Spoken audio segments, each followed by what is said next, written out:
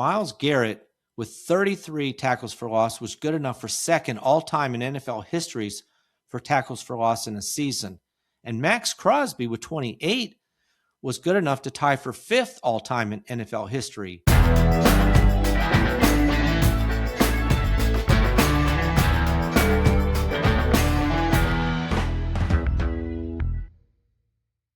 Welcome to Just the Stats, NFL Top 10's for Thursday. My name's Ernie Jennings, and glad you're here. We're looking for a good show. We're going to talk about the season stats. After this season, who are the top leaders, and did any of them make it into the NFL all-time? We're going to look at that. Only a couple more days until NFL football. Got some games on Saturday, so that's only a couple days away. Looking forward to that. I'll be doing all kinds of stats on the playoffs, game stats, seasons, or career stats as far as the certain players go, who's, had the most rushing yards, passing yards, etc. If there's anybody playing in the playoffs that match any of that, plus game stats. If anybody puts up some big numbers that make it into the top 10 best playoff games numbers, we'll be looking at all that next week. And as a reminder, I will be cutting back to 3 times a week during the off season. I find that seems to be typical with a lot of the NFL podcasts. Some of them just go to once a week, but I'll do 3 times a week. We've got all kinds of stats to look at throughout the season. If you have any particular top 10 items you'd like me to look at, let me know. I've already got one request about NFL kickers, field goals, because I had mentioned about how many field goals there were this year. There were 11 that were 60 yards or more, which is the most ever in NFL history. How does that stack up against the rest of the seasons in the past NFL? So we'll look at that maybe as one of the topics, but we got a myriad of topics to look at. Look at some of the teams, see how they did as teams last year. And we have all offseason to do that. Plus, of course, we have the NFL draft. We have free agency. We'll look at the top 10 free agents, top 10 players in the draft, top 10 teams. Who's the top 10 teams as far as drafting goes and who they might pick. With the NFL, there's just so many things you can talk about. So we'll do all that. But for today, we're going to look at the season numbers. And we'll go from quarterbacks on down. So let's get started with NFL top 10s for Thursday, season leaders. And we'll start with passing yards. Well, that's Matthew Stafford. Actually by a fair amount, because Dak Prescott only played the first half and only had 70 yards anyway. And in fact, he dropped from first to third. Matthew Stafford was first with 4,707 yards this season, which was the highest by quite a bit over. Jared Goff for the Lions was second with 4,564. So what's that, about 143 yards more than the second place team. And then because Dak Prescott only played the half and only had 70 yards, he ended up in third, 12 yards behind Jared Goff. Jared Goff had like 331 yards, something like that. So he put on a big push at the end. Matthew Stafford had a big game, somewhere in the 250-something yards, but he also had 4 touchdowns. And then Drake May was fourth with 4,394. So that's a good 313 yards behind Matthew Stafford. That's a game right there. I was listening to a podcast and they think Drake May should be the MVP of the season. I don't think so. Yes, they have a better record. And yes, some of his stats are better than Matthew Stafford's in certain categories. But the teams that they played versus the team that Matthew Stafford and the Rams played are quite different. Drake May and the Patriots had it pretty easy going. The toughest team they had all year was Buffalo. They beat them once, lost to them once. But for the most part, when you look at the schedule the Rams had and the teams they had to play, It's just a more difficult schedule. And obviously, you're not going to have the same type of numbers necessarily, even though he did put up great numbers. But we'll see what happens with that. And I could be biased, of course, as well. I mean, I just think he had a tremendous season, and Drake May did. I mean, if Drake May wins it, he probably deserved it as well. Those two players right now are definitely the candidates. All right, that's a passing yards. I won't go through all 10. If you want to see all 10 players that made it into the passing leaders for this past season, yeah, you can watch this on Just the Stats NFL on YouTube, and you can see the charts. I'll put all these charts up there. Now, passing touchdowns. This is where Matthew Stafford just crushed everybody. 46 passing touchdowns for Matthew Stafford. Jared Goff was second with 34. It's pretty interesting to me that in passing yards and touchdowns, it's Stafford and Goff. These are the two quarterbacks who a few years ago switched teams. Stafford coming from the Lions to the Rams and Goff going from the Rams to the Lions. And here they are both still playing quite well. It's a fairly even trade, except for the fact that Matthew Stafford has won a Super Bowl and Jared Goff has not been able to lead his team to that. And this year, boy, the Lions just did not live up to potential. I'll put it that way. They have a really good team of players, did not live up to their potentials. You'll see this when we go through these numbers. You'll see Lions players all through it. Drake May was third in passing touchdowns with 31. So that's a good 15 touchdowns behind Matthew Stafford. Another, tip toward Matthew Stafford. Now, obviously, in passing, there's all kinds of numbers. Drake May is going to crush him in rushing yards and in some other completion percentage. I don't think he crushes him, but he might be better in that, something like that. But so for Stafford, the fact that he had 46 passing touchdowns was good enough to tie for sixth all-time in NFL history for passing touchdowns in a single season. Looking at interceptions, this was Geno Smith, despite not even playing a couple games. He ended up in first with 17. Tua Tagovailoa, who hasn't played the last few games, was second with 15. Probably the reason they're not up there. Sam Darnold for the Seahawks was third with 14. That's kind of interesting. And in fact, you've got Sam Darnold with 14, Justin Herbert with 13, he's fourth, and Trevor Lawrence with 12, he's fifth. All these players are in the playoffs. So is Bo Nix, who's tied for seventh with 11. So they're all in the playoffs, and yet they're in the top of the top 10 in interceptions. Now, I will say for Trevor Lawrence, most of those interceptions came in the first half of the season. The last half of the season, he had like one. In the last 6 or 7 games, he's had one interception, maybe 2. So primarily, most of them came early on until the light switched on for him. And his season has changed this last 7 weeks. When they've been on this winning streak of 8 games, I believe it is, Trevor Lawrence has played so much differently. All right. I don't know what's going to happen to Tagovailoa. I mean, they benched him, and I really, honestly, I've heard him talk about teams he could go to. I don't know that I'd want to have him on my team as my quarterback. I just don't think so. Now, Cam Ward, when it comes to quarterback sacks, and Geno Smith again tied for the lead with 55.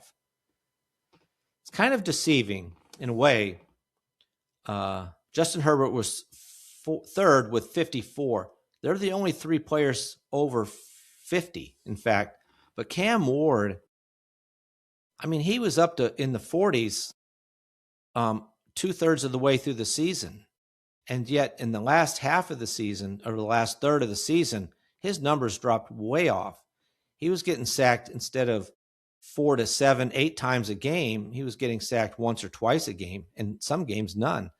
They really figured something out with Tennessee with Cam Ward that slowed this pace down, because he was on a record pace early on, and he just continued to improve. I guess he figured out the offense, throwing the ball more on time than before, but his numbers really dropped. On the other hand, somebody like Justin Herbert started off a little slow, and he picked up pace. He probably would have been the leader in sacks if it hadn't been for the fact that he didn't even play the last game of the season. Now, Cam Ward also was out after the first quarter in that game, so that made a difference as well. Drake May was fourth in sacks 47 times, which is fourth best or worst. Again, looking at some of these quarterbacks, Justin Herbert, 54, Drake May, 47, Trevor Lawrence, 41, Josh Allen, 40, Jared Goff, 38. All these quarterbacks are in the playoffs. So what's that? 5 of the top 10 are in the playoffs, and yet they also led in sacks. All right. In moving over to the running backs, rushing yards, James Cook ended up as the season leader in rushing with 1,621 yards. Incredibly, Derrick Henry came on strong, almost caught James Cook. In fact, I thought he was, because he had 100 yards at halftime. He needed about 150. He ended up in the 126 area, but he came in second. Derrick Henry was second in rushing with 1,595 yards. So that's 26 yards behind James Cook.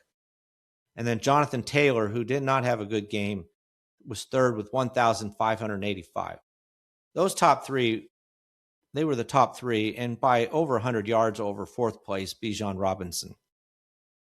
Really incredible seasons.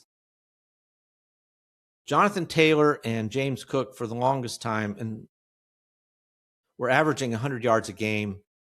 And James Cook was all the way up until last week. Now, he only went in and, for whatever reason, ran the ball twice, but really wasn't participating in the game. Only had a few yards, so he didn't get 100 yards either. So no player had 100 yards rushing per game for the season. Those are your top three. And I'm very impressed with Derrick Henry, these seasons he put back to back. Now, last year, Saquon Barkley had 2,000 yards. This year, he came in 10th in rushing yards in a single season with 1,140. That's a drop-off of almost 900 yards. Now, Derrick Henry had 1,900 yards last year, and he had almost 1,600, so that's about a drop of 300 yards. Not as big a drop. Very impressive comeback year after such a big year in 2024. I really was impressed with the second half of Derrick Henry's season. Unfortunately for them, they didn't make it to the playoffs, which cost their coach his job. So I'll be fascinated to see who they get as a new coach, and maybe they change their offensive style a little bit. I really didn't like it. I mean, yeah, you got Jackson and Henry, but the way they pass the ball, or lack of passing, is, I think, something that they could really help improve their game. All right, that's rushing yards. Let's look at rushing touchdowns. Now, Jonathan Taylor held on to this lead. He ended up with 18 rushing touchdowns this season.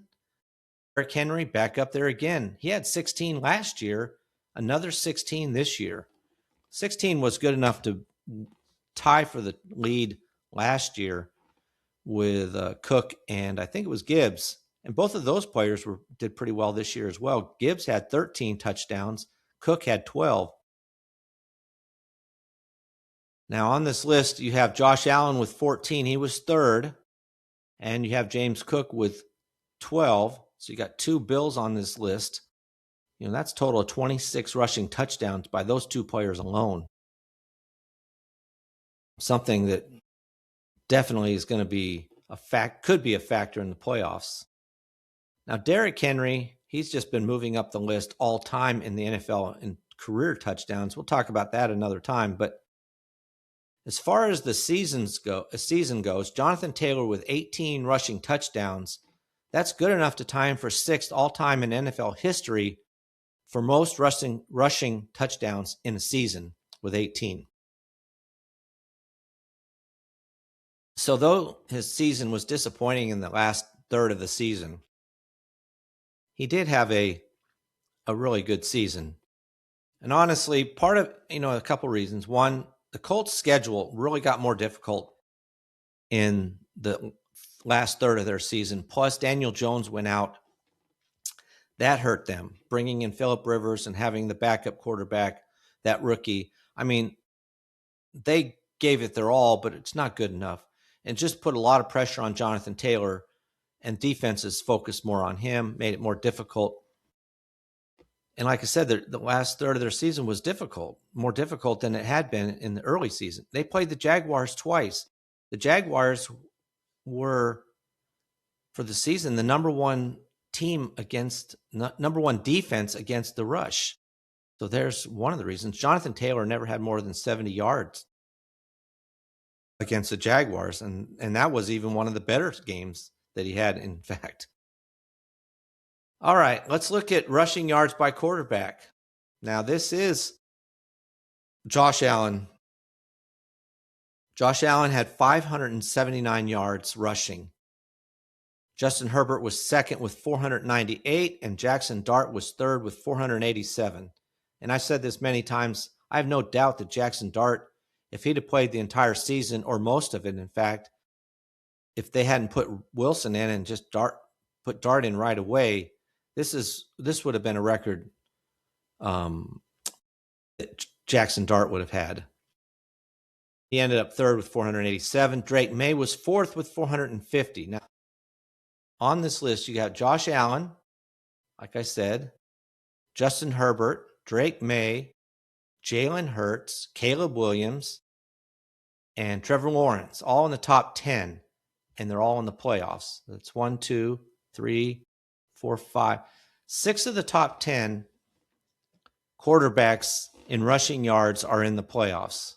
I think that's significant. And Baker Mayfield's on this list, and his team just missed out because of the fact that the Atlanta Falcons won their last 2 games of the year. And, all right, let's move over to receptions. This was very close among 3 players, but Puka Nacua ends up on the top with 129 receptions this season to lead the NFL in that category. Trey McBride for the Cardinals was second with 126. They both had 119 going into week 18, but Puka Nacua put up 10 catches. Trey McBride had 7. Puka Nacua ends up as the leader. Jamar Chase was third with 125.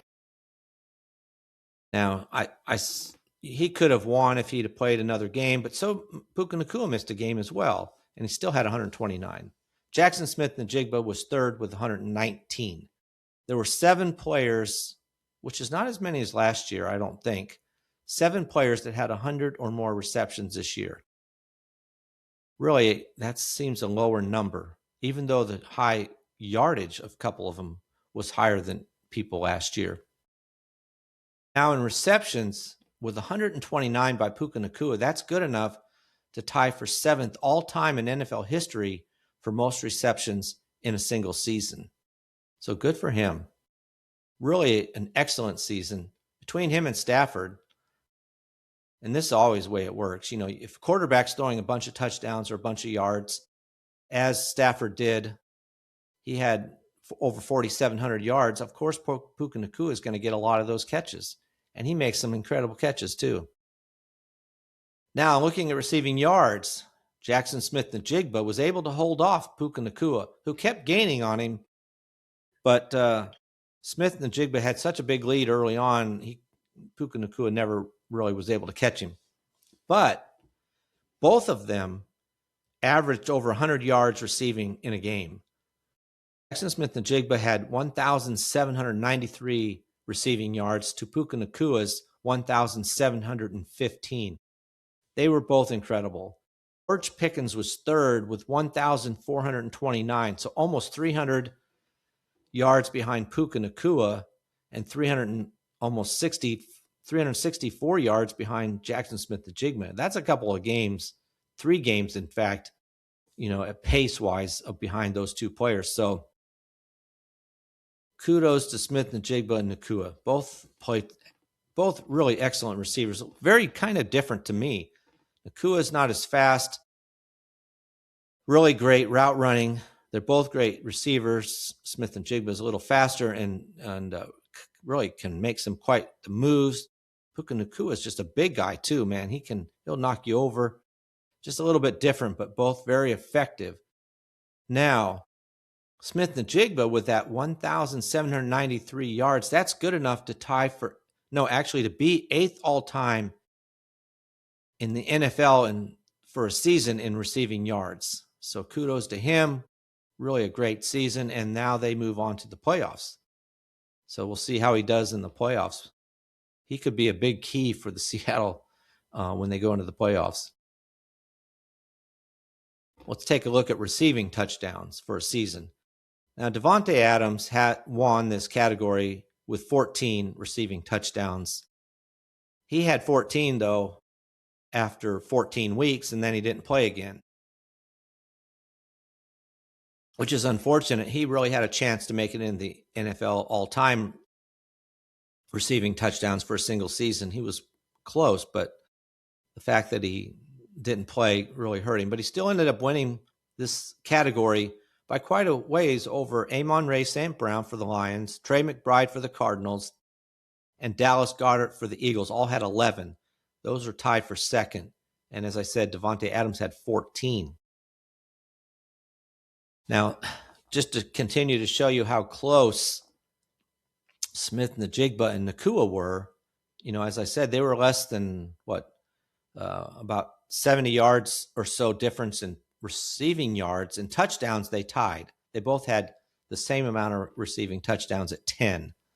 So, which was good enough to tie for 5th. Moving on to receptions by running backs. Christian McCaffrey was able to get to 100 receptions, which, by the way, was one of only 7 players to have 100 receptions this season. He's the only running back, obviously, to do it. He finished 6th in receptions in the NFL, and he finishes 1st as far as receptions by running backs with 102. Bijan Robinson was 2nd with 79. And then Jahmyr Gibbs for the Lions had 77. Kenneth Gainwell ended up with 73. He didn't even make it onto the top 10 for a while, and then he just kept going up and up this list, and then ended up in 4th for the Steelers. Now, that number of 102 receptions was good enough to tie Christian McCaffrey for 4th all-time in NFL history for receptions by running backs in a single season. So, excellent season for him. He's some people's candidate for MVP, but he won't win it. He might get some votes, finish in 4th or 5th or something like that. Now, receiving yards by running backs. This is Christian McCaffrey with 924 yards. I know that they were pushing, but they just couldn't get it done. The teams were too tough and too much focus on him, but he ended up with 924 yards receiving. He wanted to get to 1,000, and so did he have at least 1,000 yards rushing and receiving. Didn't quite make that. Still, obviously, a really good season. He had 924 yards. Bijan Robinson was 2nd with 820, so a little over 100 yards behind. But then there's a big drop down to Jahmyr Gibbs, who was 3rd with 613. That's another 200-yard drop from Gibbs to Robinson and 300 yards from Gibbs to McCaffrey. It's huge. And the same thing happens when you go from Gibbs to Achane. Devon Achane for the Dolphins was 4th with 488. That's over 125 yards behind Gibbs. It's just a huge drop. Those 4 players drop, big drop, big drop, big drop. And then after Achane, it's very close all the way from 4th to 10th. In fact, Kenneth Gainwell was 5th with 486, only 2 yards behind Devon. Pretty impressive seasons, actually, by McCaffrey, Robinson, and Gibbs, to be honest. All three of them really had some excellent seasons as far as receivers go. And they're such valuable weapons. I mean, I really love to watch the way Robinson runs. I think next year he could lead in all these categories. I do like him even over Gibbs. And of course, I like Christian McCaffrey, but he's starting to get up there a little. He's older than these two guys. So we'll see how he does next year as he puts another year under his belt. Now, looking at yards from scrimmage, John Robinson was the man here. He ended up with 2,298 yards from scrimmage. Second was Christian McCaffrey with 2,126, so 172 yards more for Bijan Robinson over Christian McCaffrey. They're the only two players over 2,000 yards. Jonathan Taylor was third with 1,963.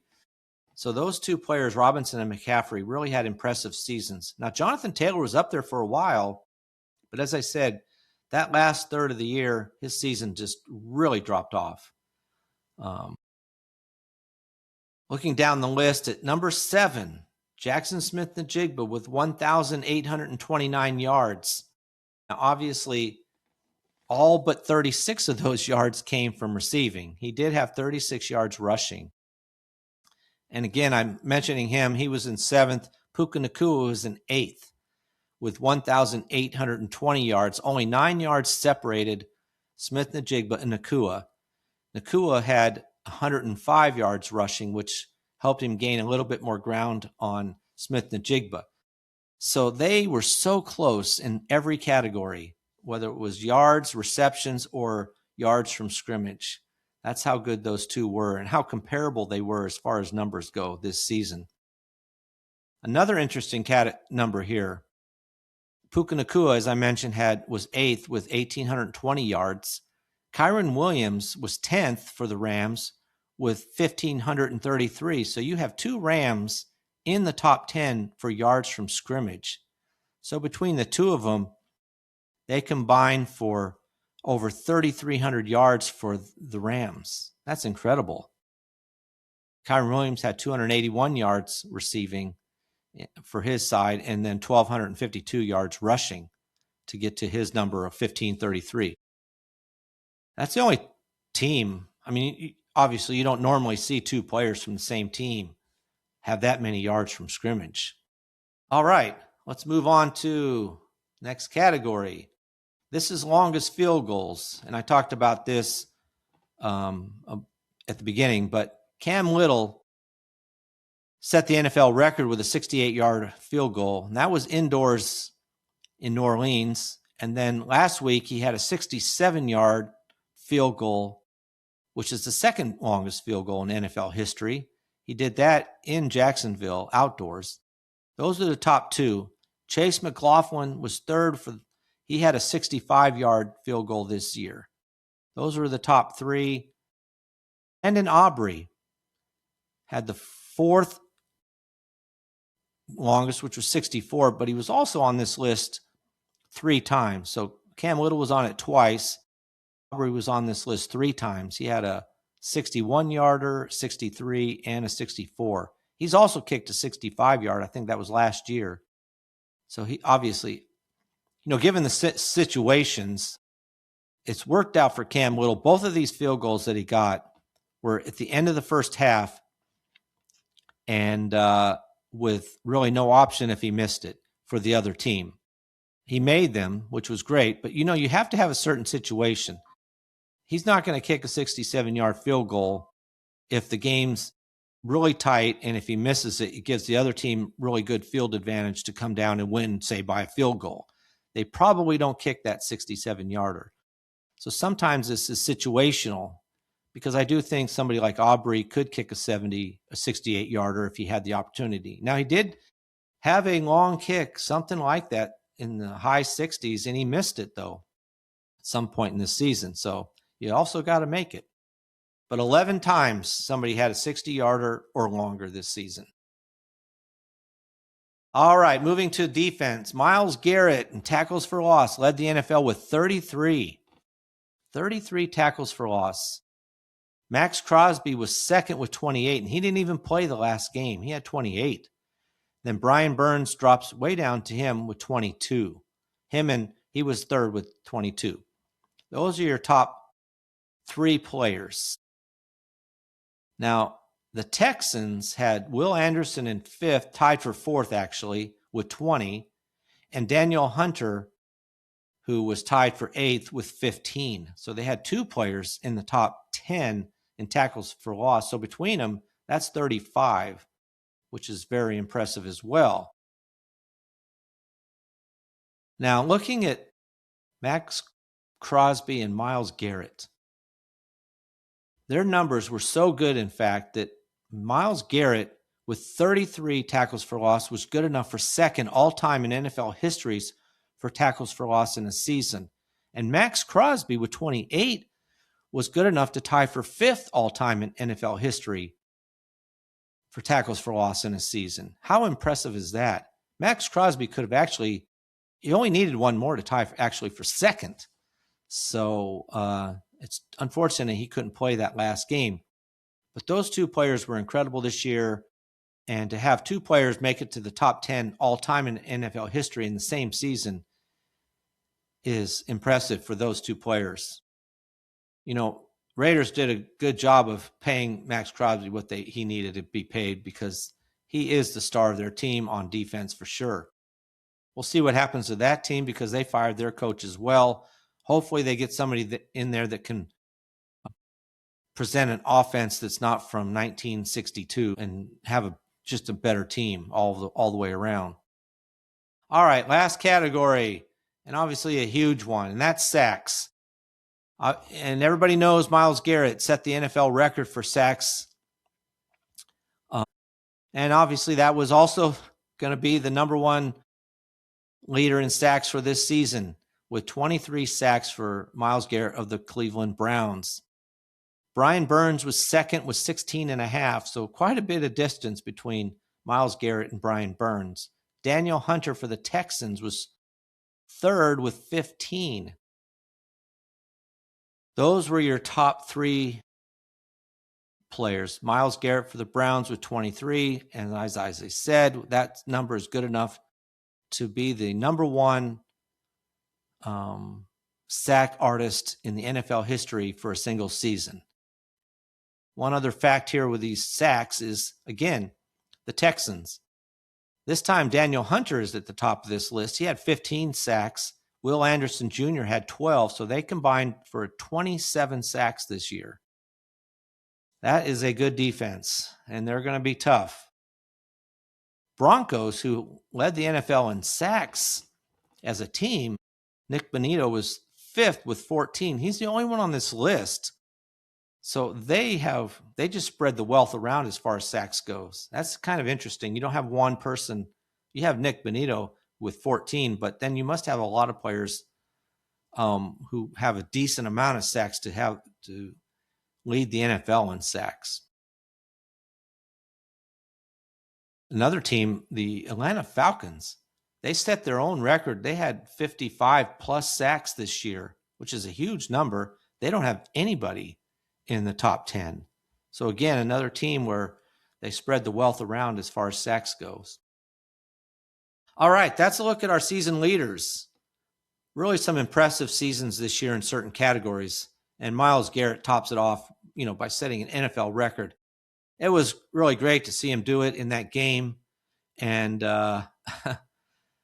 and you could just see the relief wash off him as he made that sack. I mean, there was only 5 minutes to go in the game when it happened, and they were doing everything they could to get him that sack. I mean, Cleveland Browns were doing everything they could, moving him around, trying their best. And he made a quick move around the defender and kind of just grabbed the court Burrow, and Burrow went down. All right, that's a wrap.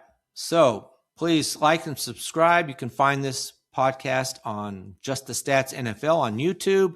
You can watch it there, see the charts that I put up, and you'll see all the top 10 players in every category that I mentioned. And you can also listen there and listen to any podcast app you use, Spotify, Apple, whatever you happen to use. All right. So until tomorrow, that is a wrap for NFL Top 10s for Thursday. I'm out.